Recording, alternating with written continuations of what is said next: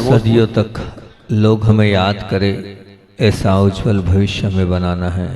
Branded व्यक्तित्व का निर्माण हमें अपने लिए करना है और उस पर अपनी बात चल रही है कि कैरियर, ट्रू कैरियर, सही दिशा में अगर हमारा चलना हो जाएगा, सही गति से हमारा जाना हो जाएगा तो निश्चित हम पहुंच जाएंगे ऊंचाइयों तक। तो ऊंचाइयों तक पहुंचाने के लिए ट्रू करियर का ट्री बोल रहा है ट्रेनर चाहिए, आर कह रहा है रेगुलरिटी नियमितता चाहिए, यू कह रहा है एम्पायर चाहिए, ई कह रहा है एफर्ट्स पुरुषार्थ चाहिए, सी कह रहा है चैलेंज चुनौती चाहिए, ए कह रहा है एक्यूरेसी चाहिए और आर कह रहा है रिस्ट्रिक्शन प्रतिबंध चाहिए, ई कह रहा है एगरनेश लगन चाहिए और ई कह रहा है फिर से एलिजिबिलिटी योग्यता चाहिए, आर कह रहा है रिकॉर्ड चाहिए। कल आप लोगों के बीच में मैंने पुरुषार्थ की बात प्रारंभ करी थी, एफर्ट्स की बात प्रारंभ करी थी और मैंने कहा था कि अगर मान लीजिए घर के कोने, घर में अंधेरा हो और लाइट आ जाए और वहाँ पर अगर कोबरा सांप हो तो क्या करना पड़ेगा? वहीं नहीं बैठा रहना पड़ेगा, उठने का पुरुषार्थ तो निश्चित रूप से करना ही होगा, नहीं तो सांप आपकी हालत को खराब कर देगा। हीरा गुम भी गया है, लेकिन अगर महीने 2 महीने बाद अगर टेबल के नीचे, पलंग के नीचे मिलता है तो नीचे झुककर निकालने का पुरुषार्थ निश्चित करना ही पड़ेगा। तो ध्यान रखना, ये ज्ञान बहुत ताकतवर है, पर कितना ताकतवर है? वो साइन बोर्ड की तरह है, वो सिग्नल जैसा है, वो स्पीड ब्रेकर जैसा है। साइन बोर्ड सिर्फ आपको रास्ते की जानकारी देगा, कदम आगे बढ़ाना है नहीं बढ़ाना आपका निर्णय है। सिग्नल लाल हरी बत्ती आपको वहाँ खड़े रहने के लिए आपको बताएगी, अब आगे का निर्णय तो आपको स्वयं को लेना है। स्पीड ब्रेकर तो बता देगा कि यहाँ पर हमें गाड़ी को धीरा करना है, करने का ब्रेक लगाने का पुरुषार्थ, स्पीड कम करने का पुरुषार्थ तो आपको स्वयं को करना ही पड़ेगा। इसलिए ज्ञान प्रकाशक अवश्य परंतु अकिंचित करे, उसके लिए आपको खुद को स्वयं को पुरुषार्थ की भूमिका में जाना पड़ेगा। और मैंने कल कहा था पुरुषार्थ का कोई विकल्प नहीं होता है।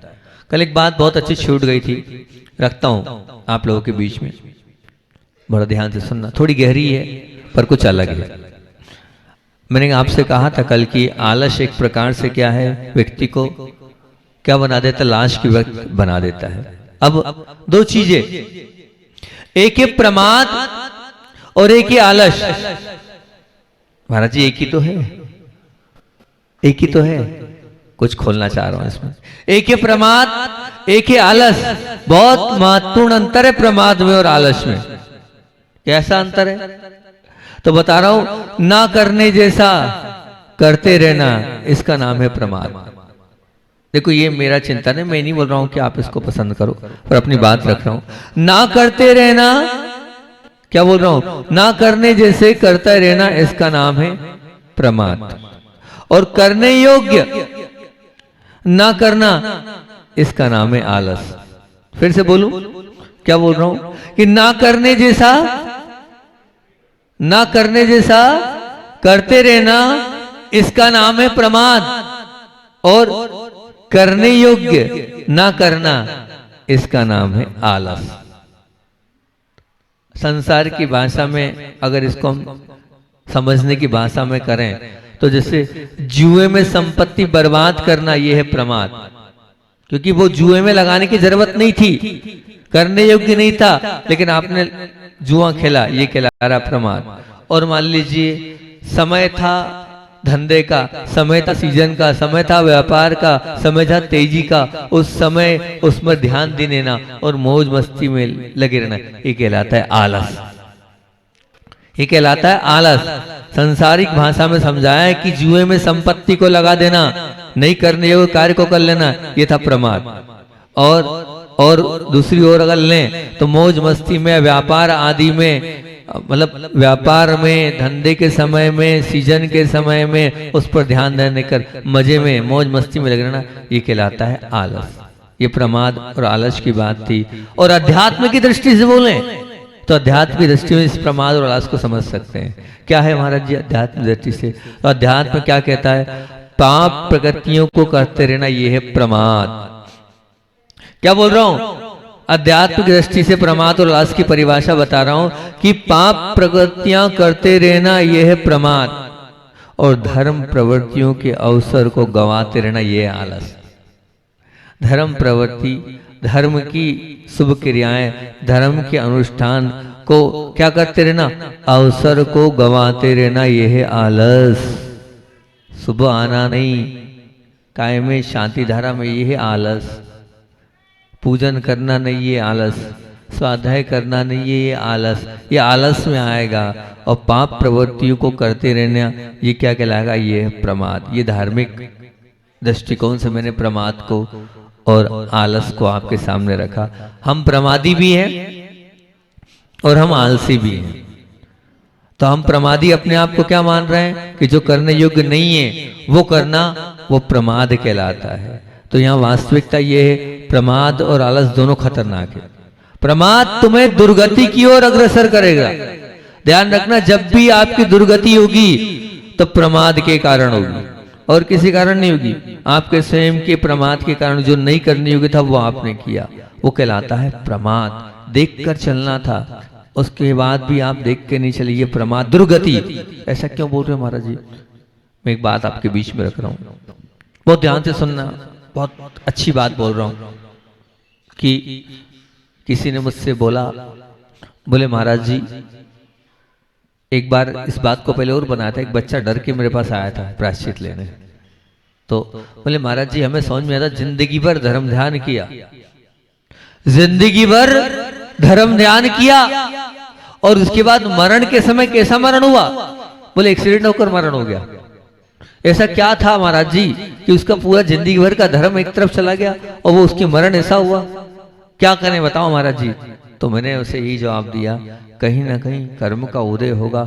हो सकता है जिस प्रकार से गाड़ी के नीचे दबकर उसका मरण हुआ हो, ऐसे ही हो सकता है उसने अपने जीवन काल में अपने चलते वक्त किसी जीव को मारा हो सकता है किसी जीव को दबाया हो। मान लीजिए आपने दरवाजा खिड़की बंद करा, वहां छिपकली थी, और छिपकली को क्या हुआ आपने देखा नहीं, और खट से बंद कर दिया, वो चिपकर दबकर मर गई। अब किस बेरहमी से वो मरी होगी छिपकली? मारा किसने? आपने। गलती किसकी? आपकी। प्रमाद। ये प्रमाद था आपका, आपको देखना चाहिए था, देखकर खिड़की बंद करनी चाहिए, खेत के दरवाजा बंद करना चाहिए था, लेकिन दबा कर तो मार दिया। आपने जिंदगी भर धर्म किया, उससे कोई मतलब नहीं है, लेकिन किसी प्राणी की आपने क्या की? हिंसा तो की है ना, दबा के तो मार दिया ना। कोई सामान रखना था, आपने देखा नहीं, छोटा सा जीव था वो। अब वो छोटा सा जीव आपको कितना, अगर छोटा सा जीव है और मान लीजिए आपने छोटे से जीव के अंदर अपना कोई छोटा सा सामान ही रख दिया हो, तो वो छोटा सा जीव उस सामान के नीचे क्या होगा? दब के मरेगा कि नहीं? दब के मरेगा कि नहीं? मैं आपसे पूछ रहा हूं। जब वो दब के मरा है तो ध्यान रखना आपको भी दब के मरना होगा, निश्चित रूप से मान कर। ये प्रमाद था आपका। इस प्रमाद के कारण आपने जो है देखने का पुरुषार्थ नहीं किया। आपको देखने का पुरुषार्थ करना था। इतने आलसी हैं आप कि आपने खिड़की देखी नहीं, आपने सामान रखने के पहले देखा नहीं और दब के मर गया तो गया। आचार्य भगवान ने बहुत अच्छी बात बोला उसमें प्रवचन सार की चारित्र चुलिका में दी है। क्या? मुनि महाराज मर्दो जूदो जू निश्चिदा हिंसा, मतलब यानी जो महाराज हैं, अगर महाराज चल रहे हैं और देख के चल रहे हैं फिर भी जीव मर जाए तो हिंसा का दोष नहीं, प्रमाण नहीं किया था। एकदम कोई आकर फिर भी देखते हुए भी अगर मर जाए, और मान लीजिए जीव मतलब चल रहे हैं, सुनना कितनी बड़ी बात बोले, चल रहे हैं और अगर देख के नहीं, तो मतलब उनका ध्यान नीचे नहीं है, देख के सामान नहीं रख रहे हैं, तब भी चाहे जीव मरे चाहे नहीं मरे, हिंसा का दोष तो उनको लगेगा ही लगेगा। ये आचार्य भगवान कुंद कुंद महाराज बड़ी अच्छी उद्घोषणा कर रहे हैं। तो आप समझो, देखने का पुरुषार्थ करो। ये आप पुरुषार्थ नहीं कर रहे हो देखने का, तो ट्रू कैरियर आप सही दिशा में आप नहीं बढ़ रहे हो। सही दिशा में बढ़ना है तो अपना अंत सुधारना है, क्योंकि यहाँ लिखा है प्रमाद तुम्हें दुर्गति की ओर अग्रसर करता है। तुम्हारी दुर्गति तुम्हारे प्रमाद के कारण हुई। जिंदगी भर धर्म किया, परंतु ये छोटी छोटी गलतियां हम करते चले जाते हैं, इसके कारण आपका मरण बिगड़ जाता है। इसी कारण आपका मरण का जो अंत समय बिगड़ जाता है। मुझसे कहा एक और याद आ गई, दुर्गति की बात याद आई। तो दुर्गति की बात में मैंने मुझसे किसी ने कहा कि समझ में नहीं आ रहा, इन्हें जिंदगी भर धर्म किया और अंत समय में इनकी याददाश्त चली गई। अंत समय में जो है इनके साथ इतना क्यों हुआ? तो उसका क्या कारण था? उसका कारण यही था कि इनने किया बहुत अच्छी प्रतिमा पाली, अब रात में पानी मांग रहे हैं, ये सब कर रहे, तो उसका कारण यही है कि उन्होंने निश्चित रूप से पूर्व अवस्था में कहीं ना कहीं अंतराय डाला होगा, तभी जो है वो अब रात में पानी मांग रहे हैं। कहीं ना कहीं ज्ञान में उन्होंने बाधा डाली होगी, कहीं ना कहीं कुछ ना इस प्रकार का कोई कार्य किया होगा, तभी उनका अंत बिगड़ रहा है, नहीं तो नहीं बिगड़ने वाला। छोटी छोटे वो प्रमाद और छोटी छोटी आलस हमारे माध्यम से हो जाती है, तो उस प्रमाद को दुर्गति का कारण माना है, पुरुषार्थ करो आप। और दूसरा, आलस तुम्हारे लिए खुल सकने वाले सदगति के द्वार को बंद कर देगा। आपकी सदगति और ऊंचाइयों पर वो ताला लगा देगा, उत्कृष्टताओं पर ताला लगा देगा। कौन? आपका आलस। निश्चित इस आलस को हमें निकालना पड़ेगा। प्रश्न मन में ये उठता है कि वास्तविकता यह होने के बावजूद भी इंसान जानबूझकर प्रमादी और आलसी क्यों बनता है? बताओ, जानबूझकर प्रमादी भी है, आलसी भी है। उसका एक ही दृष्टिकोण है। इस प्रश्न का उत्तर एक ही हो सकता है कि पाप की प्रवृत्ति और धर्म की प्रवृत्ति के फल पर उसे हृदय से, अंदर से भाव नहीं होता। क्यों नहीं होता? क्योंकि उसे सत्कार्य में से या सदगति और दुष्कार्य से दुर्गति हो, या धर्म से सुख हो और पाप से दुख हो, इस पर श्रद्धा नहीं है। उसे लगता ही नहीं है, उसे अंदर से विश्वास ही नहीं है कि पाप की प्रवृत्ति से मेरा बुरा होगा और धर्म की प्रवृत्ति से मेरा अच्छा होगा। ये श्रद्धा नहीं होने के कारण वो पाप से निवृत्त नहीं होता है, इसीलिए वो आलसी बना हुआ है, इसीलिए वो प्रमादी बना हुआ है। जिस दिन उसके अंदर ये आ जाएगा नहीं कि धर्म की प्रवृत्ति होने से मेरा कल्याण होना होगा, तो निश्चित आलसी नहीं होगा। उसको आना पड़ेगा भगवान के चरण छूने, उसको करना पड़ेगा पूजन, उसको सुनना पड़ेगा, स्वाध्याय में बैठना पड़ेगा। लेकिन प्रमाद और आलसी, उसे विश्वास नहीं है, अंदर से श्रद्धा नहीं, और जब तक श्रद्धा नहीं होगी वो और कमजोर होता चला जाएगा। अर्थात अगर थोड़ी बहुत श्रद्धा है भी तो मिश्रित श्रद्धा है, मतलब पाप करने से दुख शायद होता होगा, शायद लग गया उसको, धर्म करने से शायद सुख की प्राप्ति मिलेगी, यहाँ शायद लग जाएगा। ऐसी कमजोर श्रद्धा, पाप से निवृत्ति और धर्म में प्रवृत्ति भला कैसे होगी? 3 काल में भी नहीं हो सकती। निश्चित ध्यान रखना, एक बात समझ लेना कि चालाक व्यक्ति संसार के क्षेत्र में, चालाक व्यक्ति जो होता है वो संसार के क्षेत्र में प्रमाद या आलस दोनों से एक का भी शिकार हजार होता है। मुझे जो है थोड़ा बहुत भी मैंने प्रमाद किया और थोड़ा बहुत भी मैंने आलस किया तो अपने जीवन में मैं सफल नहीं हो पाऊंगा। लेकिन प्रमादी और आलसी बनकर सुख की आशा रखना व्यर्थ है। इसलिए अध्यात्म क्षेत्र भी यही कहता है, क्या कहता है कि धर्मी जागते भले, बहुत अच्छी कार्य का बोल रहा हूं, कि धर्मी जागते भले पापी सोते भले। बहुत बड़ी बात है इसमें, धर्मी जागते भले और पापी सोते भले। क्या बोल रहे हैं यहाँ ये कहना चाह रहे कि धर्मी जितना जागेगा उतना अच्छा है और पापी जितना सोएगा उतना अच्छा है। कम से कम पाप कम से कम करता चला जाएगा वो। तो हमारे जीवन में ये दोनों चीज नहीं होना चाहिए। निश्चित रूप से पुरुषार्थ करना ही पड़ेगा, आगे बढ़ना ही पड़ेगा। अजीर्ण के भय से क्या भोजन छोड़ देते हो आप? नहीं, अजीर्ण के भोजन से भोजन छोड़ दिया जाता है? नहीं। चलते चलते अगर आप गिर गए तो और मंजिल पर पहुंचना है तो चलना फिर भी आपको उठकर जारी रखना ही पड़ता है। परीक्षा में अनुत्तीर्ण हो जाने के बावजूद भी अगर आगे बढ़ना है तो पढ़ाई जारी रखनी होगी। धंधे में घाटा लग गया उसके बावजूद भी अगर कमाई करना है तो धंधा चालू रखना ही होगा। जीवन में विफलता मिलने के बावजूद भी यदि सफल होना है तो पुरुषार्थ जारी रखना ही होगा। क्या कहना चाह रहा हूं, संदेश दे रहा हूं आपको, ना चलने वाला शायद गिरता नहीं पर कहीं पहुंच भी नहीं पाएगा। ना चलने वाला शायद गिरता नहीं है पर कहीं पहुंच भी नहीं पाएगा। ना पढ़ने वाला शायद अनुत्तीर्ण या फेल नहीं होगा पर आगे बढ़ भी नहीं पाएगा। और धंधा ना करने वाला को शायद नुकसान नहीं होगा पर वो धन भी नहीं कमा पाएगा। और पुरुषार्थ ना करने वाला शायद विफल नहीं होगा तो सफल भी निश्चित रूप से मानना नहीं होगा। इसलिए हमारे हाथ में क्या है? केवल पुरुषार्थ, केवल पुरुषार्थ ही है। परिणाम हमारे बस में नहीं है, निश्चित मान के चलना, परिणाम आपके बस में नहीं है। इसलिए हमें अंदर से पुरुषार्थ करना चाहिए, हमें अंदर से लग जाना चाहिए। परिणाम हमारे हाथ में नहीं है। एक माँ ने दूध में दही डाल दिया, अब दही डालने का पुरुषार्थ कर दिया, अब दही कैसा जमेगा ये उसके बस की बात नहीं है, ये उसके बस की बात नहीं है। ये तो जो दही है वो अपने आप वातावरण से अनुकूलता से अपने उसके माध्यम से जम जाएगा। आप सिर्फ पुरुषार्थ कर सकते हो, परिणाम के पीछे मत भागो। व्यापारी धंधे में मेहनत कर सकता है, लाभ का परिणाम उसके हाथ में नहीं है, ध्यान रखना।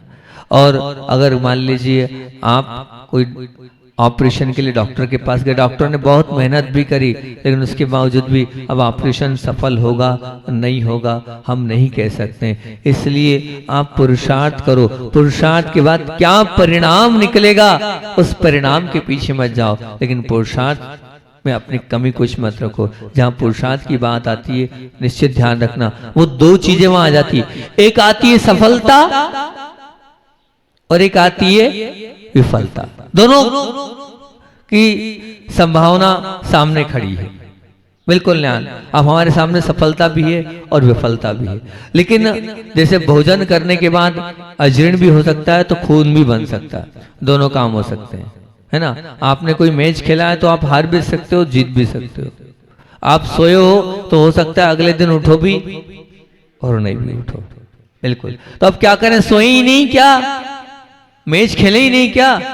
नहीं, निश्चित हमें ऐसा नहीं करना है। ना कामयाबी के डर से, ना कामयाबी के डर से काम ही शुरू न करना, ये दीनता है, ये दीनता है। तो ना कामयाब होकर काम छोड़ देना ये कायरता है। क्या बोल रहा हूं? ना कामयाबी के डर से काम ही शुरू न करना यदि दीनता है, तो ना कामयाब होने पर काम छोड़ देना ये कायरता है।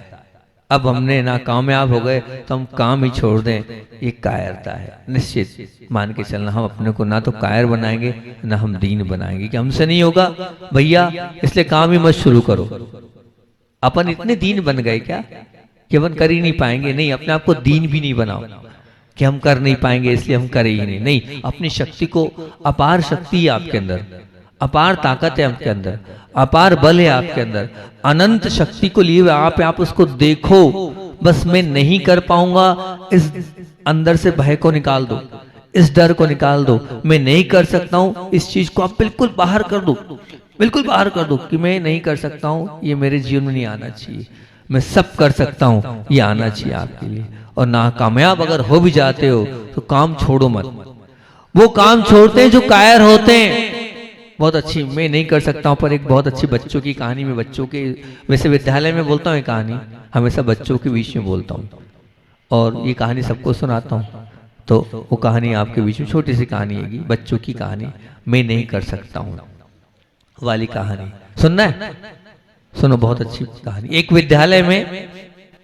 विद्यालय में क्या था कि पढ़ाई चल रही थी, और पढ़ाई चल रही थी तो उसी बीच में जो वहाँ की शिक्षिका महोदय थी, उन्होंने बच्चों के बीच में गेम्स प्रारंभ किया।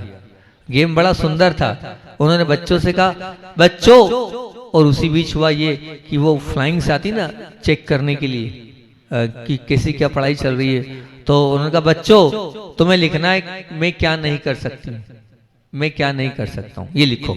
किससे बोला? बच्चों से। अब बच्चों ने लिखा, मैं अच्छी राइटिंग में नहीं लिख पा रहा हूँ, मैं याद नहीं कर पाता हूँ, मैं खेल नहीं पाता हूँ, मैं ये नहीं कर पाता हूँ। बस जो जो नहीं कर सकते वो लिखो। तो बस बच्चों ने लिखना प्रारंभ किया। वो बाहर शिक्षक महोदय थे, वो मतलब जो आए थे बड़े अधिकारी, वो सोच रहे थे कि ये मैडम को क्या हो गया, ये क्या करा रही है, ये कोई तरीका होता है क्या? मैं नहीं कर सकती हूँ, मैं नहीं कर सकती लिखा रही। फिर भी बाहर खड़े रहे, उस पूरे दृश्य को देख रहे थे। बच्चों ने सब लिख दिया, पूरी चीज लिख दी। क्या क्या नहीं कर सकते बोले, हाँ लिख दिया, एक पेपर में लिखवा दिया, सबको पैक कर लो, मैं नहीं कर सकता, और पैक कर लिया। और पैक करने के बाद फिर क्या कहा, बोले बस यहाँ एक ये है, इसमें डाल दो। उस डब्बे में डाल दिया, और डाल दिया। डालने के बाद फिर क्या करना, आप भी ऐसे करना जैसा बच्चों से वो करा रहे, ठीक है ना, हो सकता है आपका जीवन बहुत अच्छा बन जाए। और डाल दिया। डालने के बाद बोले, बच्चों मैं नहीं कर सकती, जो आपने लिखा है मैं नहीं कर सकता हूँ, ये जो आपने इस पेपर में लिख दिया है, अब जो है क्या हुआ, इसका मरण हो गया है। क्या हो गया है?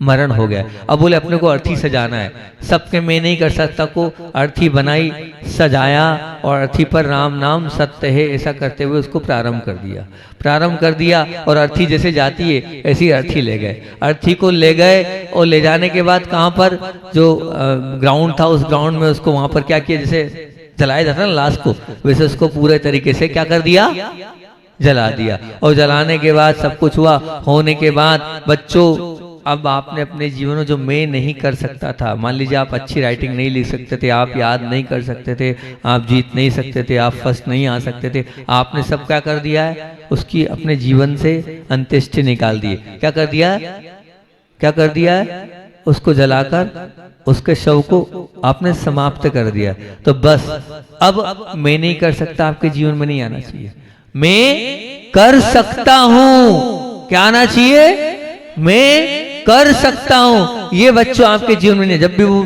नहीं मैडम हम नहीं कर सकते, नहीं मैम हम नहीं कर सकते हैं, बस जैसे ऐसा बोला, देखो आपने तो उसको क्या कर दिया है, मैं नहीं कर सकता तो आपके जीवन में ही नहीं, मैं कर सकता हूं, ये आपके जीवन में होना चाहिए। बस ध्यान रखना। इसलिए नाकामयाबी के डर से काम ही शुरू न करना, ये दीनता है। और नाकामयाब होने पर काम छोड़ देना, ये क्या है, कायरता है। ना हमें दीन बनना है और ना हमें कायर बनना है। हमारे अंदर कैपेसिटी है, हमारी क्वालिटी है, हमारे अंदर ताकत है, हम हर कार्य करने की क्षमता को रखते और हम हर कार्य करके दिखाएंगे। ऐसा नहीं है कि हम नहीं कर सकते हैं। आप बोलो कि मेरे अंदर तो वो क्षमता ही नहीं है, वो क्वालिटी नहीं है, मैं नहीं कर पाऊंगा, नहीं बिल्कुल नहीं। हम सब क्या कुछ सीख कर आए थे क्या, बताओ, हमने यहीं आके तो सब सीखा है ना, और यहीं आके सीख कर तो हम कर रहे हैं ना। तो बस हमारे अंदर वो क्षमता लाने में हमारे अंदर की रुचि चाहिए। अगर हमारे अंदर उत्साह होगा तो हम कर लेंगे, हमारी इच्छाएं प्रबल होगी हम कर लेंगे, और हमारे अंदर के इरादे मजबूत होंगे तो निश्चित रूप से हम हर कठिन चुनौती को भी स्वीकार करके करते चले जाएंगे। इसलिए नाकामयाब होने पर काम छोड़ देना कायरता है, और नाकामयाबी के डर से काम शुरू न करना दीनता है। तो इन दोनों से हटकर हमें बहादुरी तो उसमें है जो विफलता मिलने के बाद भी पूर्ण उत्साह के साथ काम को पकड़ कर रखते हैं। नहीं बिल्कुल नहीं, करना ही है मुझे और करते ही रहूंगा। ध्यान रखना, रोज जन्म लेते हजारों लाखों लोग हैं, लेकिन उन हजारों और लाखों लोग में जो कुछ कर जाते हैं उन्हें ही लोग हमेशा याद रखते हैं। केवल उसे ही जो कुछ कर गए, यानी उसे ही, क्या बोल रहा हूं, केवल उसे ही जो छोड़ जाते हैं, किसे, जो करके गए, उसकी खुशबू वास्तव में खुशबू फैलती है और उस खुशबू को वो छोड़ जाते हैं। तो हमें एक ही काम करना है, सम्यक पुरुषार्थ, सत्पुरुषार्थ, सफलता मिले तो भी और विफलता मिले तो भी, लेकिन पुरुषार्थ में कोई कमी नहीं छोड़ना है। ध्यान रखना, हमारे जीवन पुरुषार्थहीन नहीं बनाना है, हमें पुरुषार्थ वाला बनना है। ऊपर उड़ने में सफल होना, जमीन छोड़ने के लिए तैयार रहो। ऊपर उड़ने में सफल होना है तो जमीन छोड़ने के लिए तैयार रहो। मछली नदी से बाहर निकलकर आकाश में उड़ने, उड़ान भरने में लाख प्रयत्न करे, उसे सफलता नहीं मिलेगी। कबूतर या गरुड़ यदि धरती छोड़ने के लिए तैयार ना हो तो उसे सफलता, तैयार ना हो तो उसे सफलता मिल जाएगी, उड़ान भरने में उससे सफलता। संदेश क्या है महाराज जी, यहाँ ये मैं कहना चाह रहा हूँ, यदि तुम ऊर्ध्व यात्रा पर जाना चाहते हो, उस समय तुम जहाँ जिस स्थान पर हो उस स्थान को तुम्हें छोड़ने की हिम्मत दर्शाना पड़ेगी, तब कुछ कर पाओगे। स्वर्ग में जाना है तो मरना पड़ेगा, तभी स्वर्ग जा पाओगे। पवित्र बनना है तो गलत निमित्तों को छोड़ना होगा, तभी सफलता मिलेगी। आप सफलता चाहते हो, हाँ चाहते हैं, तो जितने गलत निमित्त हैं उनको अपने जीवन से निकाल दो, तभी आप सफल हो पाओगे, अन्यथा सफल नहीं हो पाओगे। प्रसन्नता के आसमान से में मन को तल्लीन रखना है तो ध्यान रखना, अंदर के नकारात्मक विचारों को निकालना होगा, तभी सफलता हो पाएगी, नहीं तो नहीं हो पाएगी। आप सफल होना चाहते हो तो पुरुषार्थ करो, आगे बढ़ो। परमात्मा के पीछे पागल बनना है, लेकिन पदार्थ की आसक्ति कम नहीं करना, तो सफलता नहीं मिलने वाली, बिल्कुल नहीं मिलने वाली। हमें तो परमात्मा चाहिए, पर सफल आप नहीं होंगे। क्यों नहीं होगे? एक म्यान में दो तलवार रखी जा सकती है, एक हाथ में, मान लिया, फिर भी रखी जा सकती है। क्यों? हाँ, हम रख के बता देंगे, आ जाना, एक म्यान में दो तलवार हुई। एक हाथ में जो है हो सकता है हम ठंडा भी रख लें, गर्म भी रख लें, कोई बात नहीं, दोनों को पकड़ सकते हैं। एक तिजोरी में हीरा भी रख सकते हैं, कांच भी रख सकते हैं, लेकिन एक हृदय के, एक आत्मा में, एक मन में पदार्थ के प्रति हमारा आकर्षण भी हो और परमात्मा भी रह जाए, तीन काल में नहीं रहने वाले। एक ही हृदय में गलत भावना और एक ही हृदय में सम्यक के प्रति रुचि रख सकती, इसलिए एक ही हृदय में वासना और उपासना दोनों के प्रति आकर्षण हम जीवित नहीं रह सकते। और 1 घंटा 2 घंटा 3 घंटा 4 घंटा और हुआ यही, क्या हुआ? कुछ नहीं, नृत्य किया और पानी आ गया। उसने बोला, उसने पूछ ही लिया, इसमें महाराज रहस्य क्या? मैं नाचा पानी नहीं गिरा और आप नाचे पानी गिर गया, क्या कारण है? कुछ नहीं। क्या कारण बोला? एक तो सबसे पहले मुझे श्रद्धा है कि मैं नृत्य करूंगा तो अर्थात बरसात होगी ही, और दूसरा संकल्प मेरा ये होता है कि बारिश ना आए तब तक मुझे नाचना ही है। मैं नाचूंगा तो पानी आएगा, और जब तक पानी नहीं आएगा जब तक मैं नाचूंगा ही नाचूंगा। ये मेरे दोनों संकल्प है। मतलब क्या हो गया? मनोबल भी दृढ़ है पर पुरुषार्थ मंद है तो सफलता नहीं मिलने वाली। मनोबल तो है पर पुरुषार्थ की मंदता तो नहीं मिले, और पुरुषार्थ प्रचंड है पर मनोबल कमजोर है तो सफलता नहीं मिलेगी। लेकिन मनोबल दृढ़ है और पुरुषार्थ भी दृढ़ है तो सफलता निश्चित रूप से मिलती चले जाएगी। वो आपके हाथ में सफलता है, आप चाहोगे बस पुरुषार्थ करो। अगर आप पुरुषार्थ से पीछे हट गए तो जो मन को श्रेष्ठ आकर्षण अवश्य, पर श्रेष्ठ को पाने के लिए साहस करना पड़ेगा। और मन को श्रेष्ठ पसंद तो है पर वो बहुत जल्दी तैयार नहीं होता, कारण श्रेष्ठ की प्राप्ति के लिए वो जिस प्रकार से मेहनत करना है उस प्रकार से मेहनत के लिए वो तैयार नहीं होता है। और वो मन जो है साहस से क्यों बचना चाहता है, साहस की संभावना मात्र से वो पीछे क्यों हट जाता है? तो उसका उत्तर एक ही है, मन सुविधा प्रेमी है। मन जिस दिशा में कदम रखना चाहता है, कदम बढ़ने से पहले वो निश्चित कर लेता है कि मार्ग में सुविधा निश्चित रूप से मिल जाएगी कि नहीं मिल जाएगी, मार्ग में सुरक्षा है कि नहीं, कोई खतरा तो है कि नहीं, श्रेष्ठ कहो तो श्रेष्ठ, उत्तम कहो तो उत्तम, उसकी प्राप्ति सुविधा और सुरक्षा के प्रति वो लापरवाह बने बिना संभवित नहीं है। ध्यान रखना, एवरेस्ट के शिखर पर तुम्हें पहुंचना है तो असुविधा और कष्टों को आपको फेस करना ही, उससे बच्चों तो नहीं बचना। वातावरण अनुकूल रहेगा कि नहीं रहेगा पहले से तय कर लो, कहीं तूफान तो नहीं रहेगा, कहीं हवा तो तेज नहीं रहेगी, कहीं वहाँ हिमप्रपात तो नहीं रहेगा। ध्यान रखना, एवरेस्ट के शिखर पर पहुंचने के लिए तुम्हें अपने सपने को स्थगित कर देना पड़ेगा। तो क्या करें? हम जिस लक्ष्य को लेके चल रहे हैं, अपने आत्मद्रव्य को निर्मल बनाना चाहते हो तो शरीर की सुख सुविधा को छोड़कर और अपने लेश मात्र भी तकलीफ पहुंचाना नहीं चाहते हो तो लक्ष्य नहीं मिलने वाला है। मन की स्वच्छंदता को जरा भी आंच आने नहीं देना चाहते हो, सफलता नहीं मिलने वाली। सभी प्रकार की अनुकूलता भोगने के विषय में कोई समाधान नहीं चाहते हो, सफलता नहीं मिलने वाली। तो हम क्या करें? तो ध्यान रखना, व्यक्ति को अगर कुछ बनना है, कुछ करना है तो निश्चित रूप से मान के चलना, आत्मद्रव्य की निर्मलता और अपने आप को ऊंचा उठाने के लिए पुरुषार्थ करो। जब तक आप पुरुषार्थ नहीं करोगे तब तक अपने जीवन में आगे बिल्कुल नहीं बढ़ सकते हो। अपने जीवन को अच्छा और महान बनाना चाहते हो, ऊंचा उठना चाहते हो तो आज का मेरा क्रीम कोटेशन ध्यान रखना। क्या मैंने क्रीम कोटेशन बोला है?